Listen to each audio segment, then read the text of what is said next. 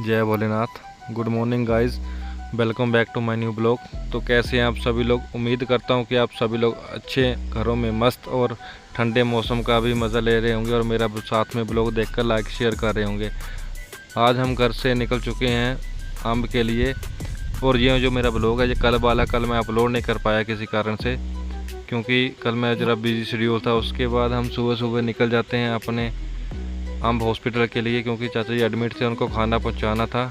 और ट्रैफिक में ना फंसने की वजह से मैं सीधा बार बार से निकल जाता हूं, ताकि मेरे को ज़्यादा ट्रैफिक में टाइम ना लगे, क्योंकि ड्यूटी के लिए भी पहुंचना था। उसके बाद हम ड्यूटी पर पहुंचकर फर्स्ट कंप्लेंट करने के लिए कुठेड़ा खैला में निकल जाते हैं। वहाँ पर हमें एक पीवीसी डिब्बाई डालनी थी, क्योंकि जो उनकी पुरानी पीवीसी थी वो बिल्कुल डैमेज हो चुकी थी और उन्होंने काफ़ी दिन से हमें बोल रहे थे, हमें टाइम नहीं लग रहा था। तो आज हम सुबह सुबह पहले उनकी पीवीसी डालेंगे। और उनकी पीवीसी डालने में हमें एक बुज़ुर्ग ने काफ़ी रोकथाम की, क्योंकि वो बोल रहा था कि मेरी ज़मीन में से जा रही है। तो गाइस आप सभी लोग सोचो, ऐसे ही है, एक दूसरे की ज़मीन में से ही तारें एक दूसरे को पहुंचती हैं। उसके बाद हम कुठेड़ा खैला में एक और कंप्लेंट थी, ये जॉइंट उनका लूज़ था, जॉइंट बिल्कुल लेंटर के बीच में आ चुका था। इस जॉइंट को रिन्यू करके हम वहाँ से निकल पड़ते हैं चक के लिए। और चक में हमें तो ट्रांसफार्मर का लोड बैलेंस करना था। लोड इसलिए बैलेंस करना था क्योंकि वो काफ़ी अनबैलेंसिंग चल रहा था, उनको बैलेंस करना ज़रूरी था। और गर्मियों का लोड कुछ, पीक लोड कुछ और होता है और सर्दियों का कुछ और होता है। और इसको हम ट्रांसफार्मर को बैलेंस करके आराम से वहाँ से निकल जाते हैं अपनी नेक्स्ट कंप्लेंट के लिए, जो कि हमें पंजुआ लोकल में ही थी। पंजुआ लोकल में हमारे जो लोकल का ट्रांसफार्मर है 250 kVA का, उसकी फ्यूज़ डिफ्यूज़ हो चुके थे, क्योंकि वहाँ पर कोई पेड़ काट रहा था, जिसकी वजह से टहनियाँ उस पोल से टकराई और पोल की टकराने से तारे आपस में टकरा गई और फ्यूज़ डिफ्यूज़ हो गया। उसके बाद हमने ये पंजुआ लोकल का भी फ्यूज़ पुट ऑफ करके इसकी सप्लाई चालू कर दी है।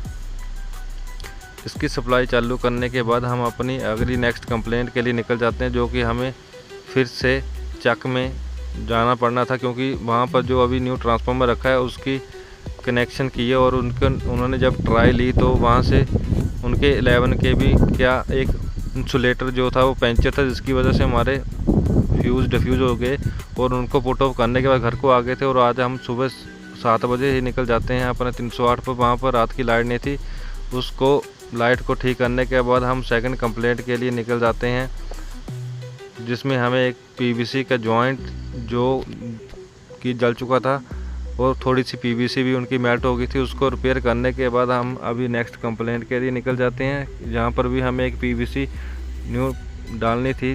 उस पीवीसी को डालने के बाद हम जब अपने दफ्तर में पहुँचते हैं तो बारिश बड़ी ज़ोर से आ जाती है।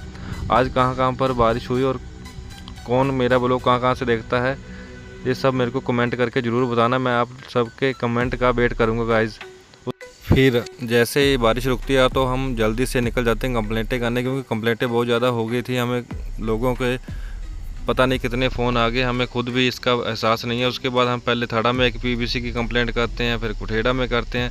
पूरा ब्लॉग मैं शूट नहीं कर पाता क्योंकि टाइम कम होता है और काम ज़्यादा था, इसलिए हम ब्लॉग ना शूट करके काम कर रहे थे, क्योंकि काम ज़्यादा था और हम बंदे कम हैं और टाइम भी कम था, इसलिए हम जल्दी जल्दी से काम करते हैं। और तो हमारा जो पीवी वाला भवानी वाला ट्रांसफार्मर है वो डैमेज हो चुका है, उसका एक एचटी का फ्यूज़ स्टैंड नहीं हो रहा, जिसकी वजह से हम उसको छोड़कर अपनी नेक्स्ट कंप्लेंट के लिए निकल जाते हैं, जो कि हमें बागड़ू में थी।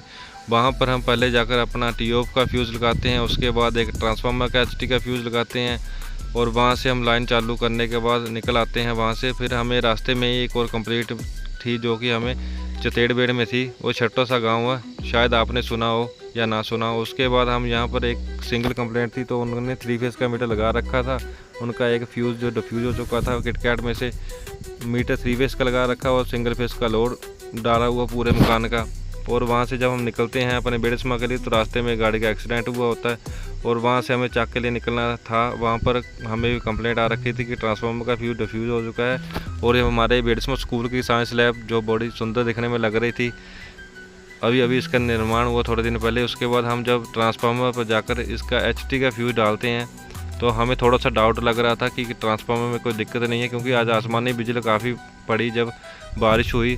तो उसके बाद हमने फ्यूज़ लगाकर जब ट्राई ली तो इसका ब्लास्ट हुआ बड़ी ज़ोर से, तो साथ वाले गांव के लोग भी वहां पर आ गए कि कहीं कुछ हो तो नहीं गया। उसके बाद हम अपना बागड़ू में फिर से निकल गए। वहां पर हमें फिर से कंप्लेंट आ चुकी थी।